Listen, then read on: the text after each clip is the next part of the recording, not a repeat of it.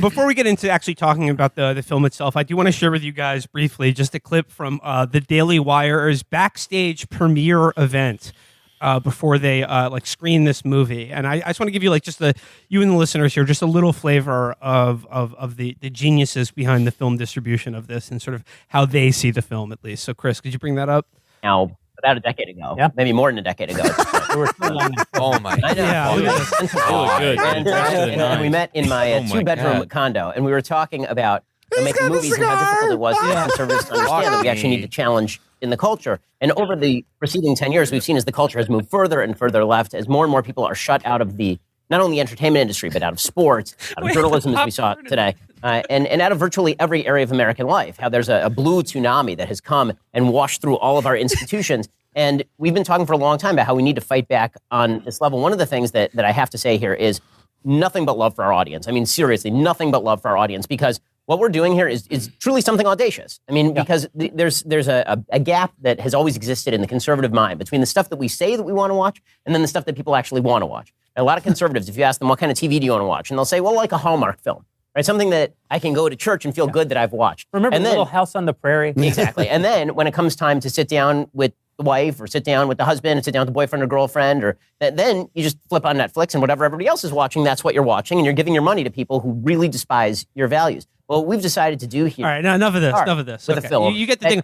I just it looks like on cinema. Yeah, it looks like for the listeners here, like they got the popcorn machine. Twizzlers on the table. A jar of Twizzlers and then a jar of Skittles. They're all wearing fucking tuxedos and patent leather shoes, but then there's just like a buffet. There's also a cigar store Indian in the background. Yeah, what the fuck?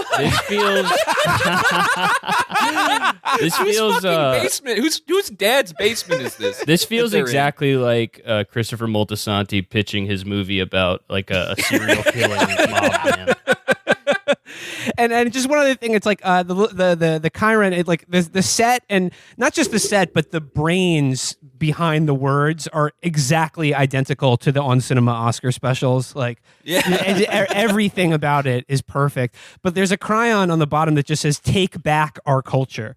And they view this movie as their attempt to take back the culture by producing something that has a skein, a sort of a sheen of conservative politics to it. But like, as Ben Shapiro says, it's like, nonetheless, you can watch it on Netflix with your boyfriend or girlfriend. Wait, can I just point out one thing on the set that I just noticed? Yeah. They have a bell jar full of pipes on the table, like smoking pipes. What the fuck is that? That's distinguished. That's elegant. Yeah, Two things. This is like what I think my clubhouse would be when I was like 5. Yeah. This is the intersection of class and swag right here. This is Yeah, that's basically like, that place looks like Neverland Ranch if Michael Jackson molested middle-aged white men.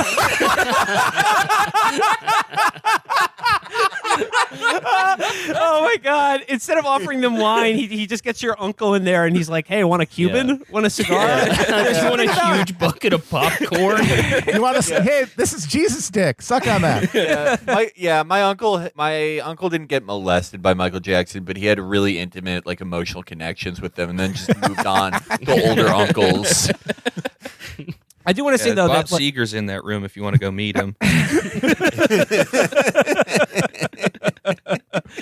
So yeah, the set is identical to On Cinema, and I do love that they're all smoking cigars, because like that is like the Epic sort of Serve. middle-aged conservative guy affectation of being cool. It's like, yeah, I'm not just a conservative. I'm not just like some in front of the class kid who's been bringing a Snap briefcase to fucking grade school. I get a little bit loose here. I like to put a big turd in my mouth and suck on it.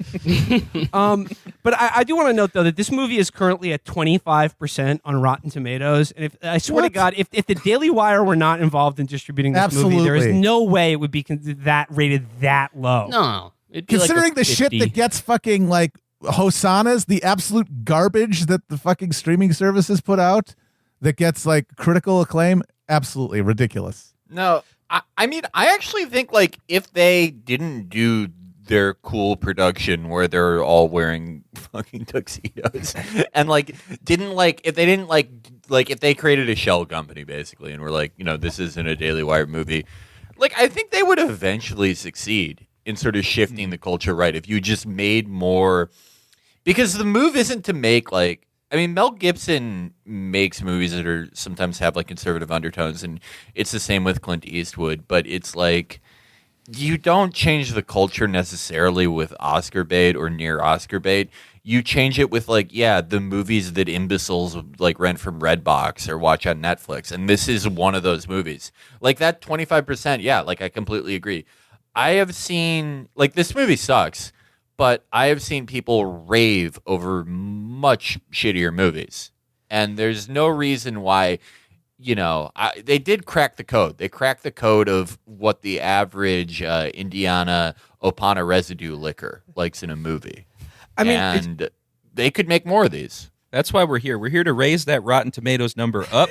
Let's get it up, folks. That's what I'm Get here it up for. to 50% by the end of this episode. I just If think Ben it's Shapiro promises to put squibs back in movies, he could literally be in charge of Hollywood. I don't give a fuck. well, I mean, I read one review where it was just like, it's impossible to separate this movie from like the truly terrible people who produce it. And I'm like, what? Yes, you can. Are you a baby? Unlike every other Hollywood movie that's produced. Anyway, time to watch X-Men First Class. Yeah. Annie Hall sitting at 94% on Rotten Tomatoes. All right, but I mean, let's. Let's start going through the movie bit by bit. And I think the important thing to remember here is that Ben Shapiro and friends all think that this movie like should win Best Picture, and won't because of liberal bias. Like when American Sniper was robbed. Exactly. So like, so yeah, like I said, this movie has pretensions of realism, and it always seems to be asking the audience, "What would you do?" I mean, even the title of the movie, Run, Hide, or Fight, it should be called. But the movie's answer to that question is be John McClane. Like, if you're not being John McClane in a survival situation, you might as well kill yourself before it even starts. Have a sniper dead. That's how all conservatives answer that question, though. It's like, what would you do in this situation? And they're like, well, I just kill everybody. You just kill all the bad guys so easily. Yeah, the big problem that the kids at Parkland had is that they didn't level up their dad's sniper stats. Yeah.